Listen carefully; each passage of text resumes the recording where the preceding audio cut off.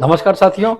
चैत्र माह की शुक्ल पक्ष की नवमी की तिथि पर रामनवमी का त्यौहार मनाया जाता है तथा इसी माह के पूर्णमासी के दिन हनुमान जयंती का त्यौहार मनाया जाता है। तो ये जो अवधि होती है, जो चैत्र माह में आप शुक्ल पक्ष की नवमी से लेकर और चैत्र माह की पूर्णमासी के मध्य की, इसके मध्य में ही 8 तारीख को इस बार आपको एकादशी का व्रत आपको प्राप्त हो रहा है। और एकादशी का दिन, इस वर्ष जो एकादशी है वो कामदा एकादशी के रूप में मानी जाती है और ये एकादशी समस्त मनोकामनाओं को पूर्ण करने वाली होती है। बड़ा ही श्रेष्ठ ये अवधि मानी गई है। और इस अवधि के अंदर यदि एकादशी के दिन से कोई व्यक्ति व्रत करने के पश्चात भगवान श्री रामचंद्र भगवान जी के नित्य अपने समस्त प्रकार के जो भी उनकी कामनाएं हैं उनको लेने के पश्चात हनुमान जी के समक्ष श्री रामचरितमानस का यदि पाठ आरंभ कर देता है और उसे पूर्ण करने की कोशिश करता है पूर्णमासी तक, तो उसे अद्भुत रूप से समस्त प्रकार की सुविधाएं जीवन में प्राप्त होती हैं। और हनुमान जी की कृपा से उसके सारे मनोरथ या जो भी कामना आपने की है वो इस अवधि में पूर्ण होने की बहुत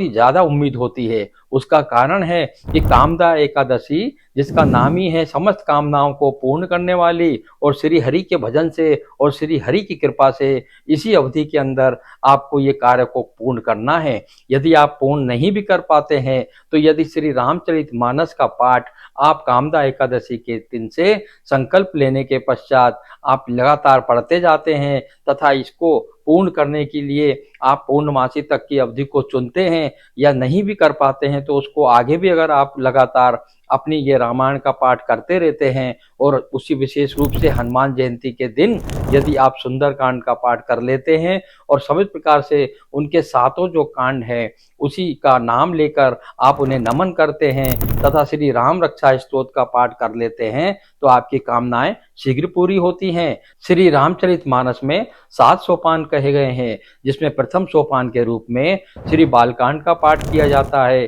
द्वितीय सोपान में अयोध्या कांड का, तृतीय सोपान में अरण्य कांड का और चतुर्थ सोपान में किष्किंधा कांड का तथा पंचम सोपान में श्री सुंदर कांड का वर्णन किया गया है। छठे सोपान में श्री लंका कांड तथा सप्तम सोपान में उत्तर कांड का पाठ किया जाता है। इस प्रकार से आप अपने मनोरथ को रख के भगवान श्री हरि श्री राम, जिन्होंने सप्तम रूप से आपका जो अवतार लिया था, भगवान हरि विष्णु ने उन्हीं के रूप में भगवान श्री राम यहाँ प्रकट हुए थे तथा असत्य पर सत्य की विजय का मार्ग उन्होंने दिखाया था और हनुमान जी उनके ही बिल्कुल भक्त माने गए हैं। ऐसी अवधि में आपके द्वारा किया गया ये प्रयास आपके सारे मनोरथों को जरूर पूर्ण करेगा। इससे और अधिक अच्छी जानकारी प्राप्त करने के लिए मेरा मोबाइल नंबर नीचे डिस्प्ले हो रहा है तथा मेरी वेबसाइट पर जाकर आप एक कंसल्टेशन कॉल बुक कर सकते हैं तथा आदर्श भाग एस्ट्रोलॉजी को अधिक से अधिक लाइक कर सब्सक्राइब करें।